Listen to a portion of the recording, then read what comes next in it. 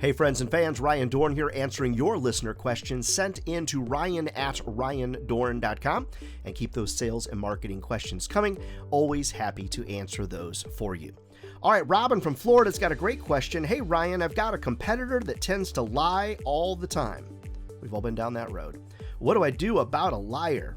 So, Robin, a couple things for you. One is I don't get into the gutter and sling mud. If it's going to be a situation where you got to fight fire with fire, sometimes you have to do that. But I just think mudslinging is not good for anybody. Now, sometimes you will need to create what I like to call a comparison sheet. So a comparison sheet will have basically two columns. One column is what you do, one column is what they do.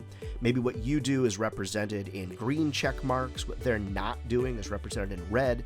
Just keep in mind when you're making statements about competition, just remember they could potentially use that against you if what you're saying is not exactly accurate. Now, if the competitor is lying and your advertiser, your client is asking you about it, one of the nicest and easiest ways to handle that, in my opinion, is simply to say, thanks so much for sharing that with me.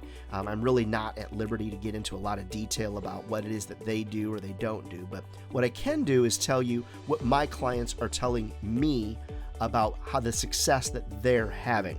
So in the real world, it's called deflection. So it's really like not answering, but giving some type of answer.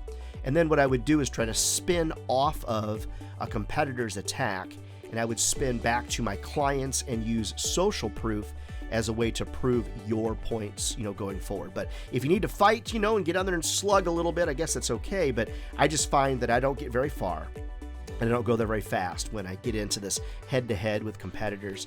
Now, keep in mind, Robin, if they're trying to make an apples-to-apples comparison, and it's more like an apples-to-steak comparison, make sure that you're showing your differentiating factors. And you can do that in a polite and positive way. All right, Robin, good luck down in Florida. All right, keep your questions coming, ryan@ryandohrn.com. And if you need me to come and speak at your national sales meeting, always happy to do that. Reach out to me over at ryandohrn.com.